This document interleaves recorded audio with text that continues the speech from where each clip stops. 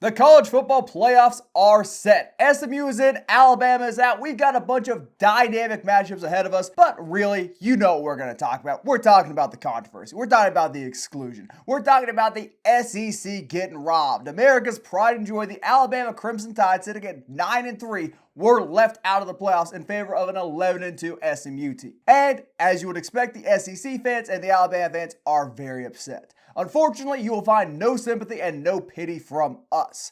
None whatsoever. The talking heads in the media who are part of ESPN, part of the SEC network, will cry and talk about strength of schedule. That matters. It certainly does. In fact, Alabama's strength of schedule was why they were even considered for a playoff spot. Colorado went 9-3, zero consideration. Illinois went 9-3, zero consideration. Syracuse went 9-3, zero playoff consideration. Thanks to Bama playing in the SEC, they earned the right to be considered for that final spot. Unfortunately, the two terrible games they lost just outweigh the quality wins they have. That's how it is. That's how it always has been. As for SMU, people are saying, oh, Bama would beat this team by 3 scores. I really don't think so. If you watch the second half of that ACC championship game, you can see what this Mustangs offense looks like when it is firing on all cylinders. They can erase big leagues. They can pound it out. They can move the ball through the air. And Bama is consistently not bringing their A game to these top-tier matchups. I think SMU would beat Alabama on a neutral site. It'd be a pickup at the worst for me. SMU is a good team. Bama was a perfectly fine team, but not good enough. Those 3 losses ultimately cost them. And what do you think, Trist? I think the argument that teams are not incentivized to have a good strength of schedule is pretty ridiculous, and it's just people whining and crying that their favorite team didn't make it, or they're SEC supremacists and they want 12 SEC teams in the college football playoff playing for the national championship. I mean, you mentioned the fact that they were even considered for a playoff spot just shows that playing in the SEC does in fact matter. If you're in a weaker conference and had 3 losses, you weren't even getting talked about being in the college football playoff. And they were not robbed. The same way I don't think SMU would have been robbed, the same way Miami wasn't robbed, the same way Ole Miss wasn't robbed. All these teams that were on the bubble were very flawed teams. If it was the old college football playoff system and we were only putting 4 teams in the playoff this year, people would have been complaining that a 1-loss Notre Dame team didn't make it in, a 2-loss Ohio State team didn't make it in. You'd have different people complaining for the same exact reasons. In college football, it is subjective which teams are ranked 1, 2, 3, 4, 5, all the way to 12. The only thing automatic about the current system is the fact that conference champions get in. So when you have 130 plus teams in college football and it is a subjective analysis to rank the teams, you're not going to get a perfect system. Last year, if we had the 12-team playoff, we would have had people upset that Liberty got the 12th seed via an automatic bid. In defense of those people, Liberty is a god-awful football program. Like, you talk about strength of schedule, generally, I think it matters somewhat. Record's more important. When Liberty is playing teams starting you and me at offensive line, I think you can kind of knock them. That's my anti-Liberty bias speaking here, as opposed to my intellectual consistency. Well, I'm merely You're speaking giving to... an example, I know, but I'm going to jump on any chance I get to hate on Liberty. And last year with the 4-team playoff, with it being subjective, people were extremely upset about FSU not making it. Under this system, they would have been in, regardless of the quarterback situation. So when you have a subjective analysis of which teams deserve to get in and which teams don't deserve to get in, you're going to have 50% of people upset either way. The only way that this could possibly be eliminated is if there was a completely objective numerical ranking of teams like we have in the NFL, NBA, MLB, any professional sports organization, because then you can't really argue about which teams are in. It is set in stone and you can't change it. That can't exist in college football though, because there are 130 teams, and then you're asking an AI to do it, and then you're going to get the SEC fans who don't know how a calculator works freaking out about artificial intelligence is screwing the tide. Exactly. So there's no perfect way to do this. And Alabama, SMU, South Carolina, Ole Miss, all of these teams were flawed teams. A team like South Carolina, I know their fan base is a little upset. You cannot rank them in the top 12 because they had head-to-head losses. Even if that happened prior in the season, it still happened. And if you just discounted that and just go off how they're playing recently, then why even play the first 5 games of the season? It doesn't make sense. And you just rank teams based off the last 4. Well, So I want to talk about a few things. I'll get to South Carolina in a second. I think SMU absolutely would have had the right to feel hard done by if they'd been booted out of the playoffs for a conference championship loss. And I really think that would have set a dangerous precedent in the 12-team playoff era. If you got a team like SMU, who was the 8th-ranked team in the country, suddenly losing a really competitive game to a good Clemson team, they are getting punished for winning in such a manner they had the right to lose a conference championship. They are being punished because they were good enough in the regular season to get that invite to Charlotte. If you start doing that, you're going to have teams declining their conference championship game invitations. Then what does the committee do with those teams? They say, oh, well, are they forfeiting a game? Do we just look at what they've done? Do we consider they're scared of their conference championship game opponent? That would have set some bad precedent, and I'm really glad the committee didn't do that. So SMU would have had a right to feel hard done by if they got booted out. Well, I actually agree that I think SMU was the right decision over Alabama, while I could have seen it going either way, because I think you need to value the conference champions unless you're going to a system where, or unless you just feel like the SEC champion or the Big Ten champion are the true national champions, because you feel like that's the best conference. So, they won their conference, so they're the best team in the nation.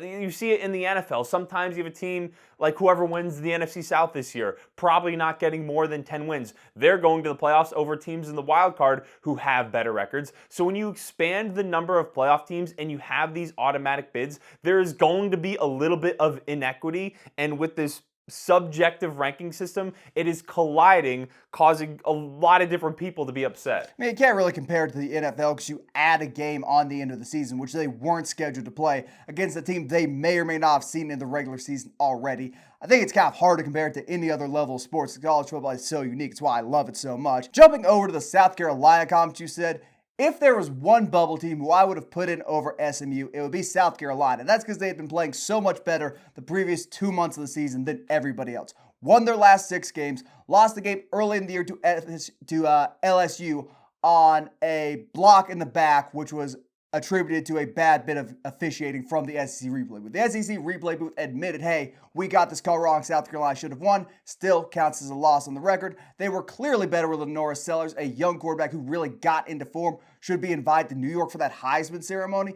If we're just awarding this based off who's the best team or who we think is the most impressive team, it'd be South Carolina. It wouldn't be Alabama, it wouldn't be Miami, who should have 2 more losses on their schedule, thanks to that Virginia Tech and Cal game. But no one's arguing that because Alabama's the big brand and loved universally by the SEC fans. Well, Alabama also beat South Carolina. So at the end of the day, whether you caught them at a good time, that win still has to matter. And speaking to the whole, we're not going to have a good strength of schedule argument, I think if South Carolina or Alabama were only 2 lost teams, I think they're getting in over SMU. I think it is the fact they had that 3rd loss, Alabama specifically losing by multiple scores to Oklahoma, who were not a good team this season, and that happened recently and not early in the season, had a significant effect on it. And I think any 2-loss SEC team gets in over a 2-loss SMU team, even if that loss happened at the conference championship. I'm saying, though, again, for the South Carolina thing, if we're just throwing out the results and looking at strength of schedule, South Carolina played a tougher schedule than Alabama,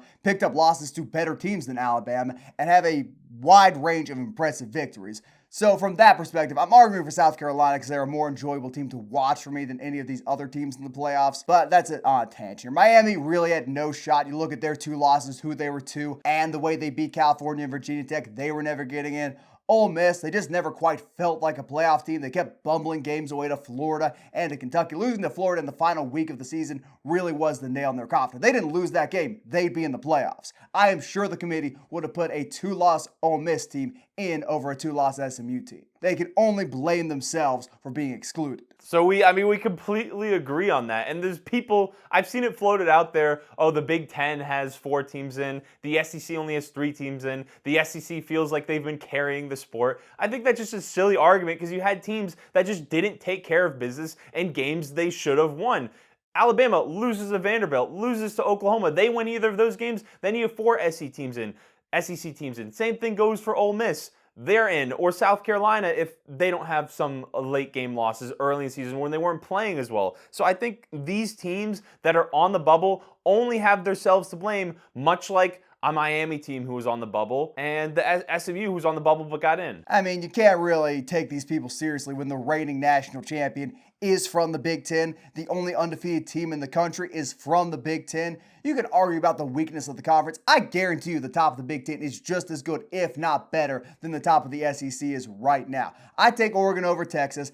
I'd probably take Georgia over Ohio State, but I'd take Penn State over anyone else in that conference. Over Tennessee, over Missouri, over Alabama. The Big Ten's just better this year, and you can't just reward the SEC for the historical legacy they built up, partially due to paying players illegally, but that is a broad field of topic. The talk of not scheduling competitive teams out of conference, there's some weight to that. If you're going to excessively reward the record, fine, do that. But oh wait, Alabama already does that. The SEC already doesn't play the same amount of in-conference games as anybody else. And this year, you look at Alabama's out-of-conference schedule. They played the Western Kentucky Hilltoppers. They played South Florida, who stayed with them for 3 quarters. They played a bad Wisconsin team who finished near the bottom of the Big Ten, and they played Mercer in November. This is already a weak schedule out of conference. So what can you do? Can you schedule weaker opponents? Can you schedule 4 FCS schools instead of 1? Can you schedule no Power 5 schools? I mean, how can this get any weaker in terms of an out-of-conference schedule? If Georgia got hard done by, if Clemson beat them early in the year and that cost them a playoff spot, they might have a right to complain. If USC's win over LSU cost LSU a playoff spot, they might have a right to complain. But Alabama in particular, with the way their out-of-conference schedule is, this is pathetic, man. You cannot complain about your strength of schedule when you go out of your way to schedule cupcakes every chance you get. Yeah, I think we're starting to see given the fact that these conferences are getting bigger and we're having so many quality teams added to these conferences, and with NIL, the talent spreading out, I think we're starting to see that the out-of-conference schedule does not matter all that much because the Big Ten is getting better, the SEC is getting better.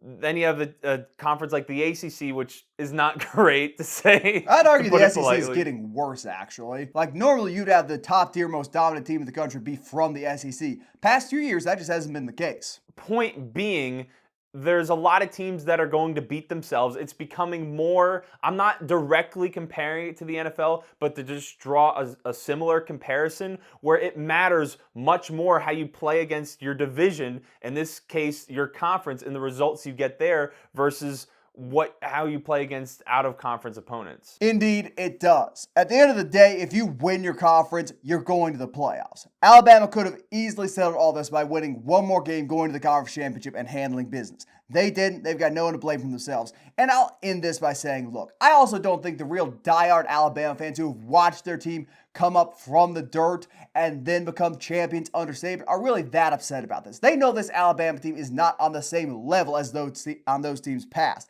It's really the bandwagons, the West Coast fans, the people who hopped on Bama because they were winning a ton, who are upset by this. The real Bama fans are not angry about this decision, for the most part. I mean, they also don't really have the internet down there in Alabama, so we're not seeing their social media posts. I would tend to agree. Perhaps some low-hanging fruit there, but I digress. We look a little bit too inbred to be cracking Alabama jokes, so we gotta be careful. That has been our reaction to the college football playoff. Who do you think is going to wind up winning the national championship? Like the video, subscribe, use code Thicc on Underdog. You get bonus cash up to $1,000, and we'll see you in the next one.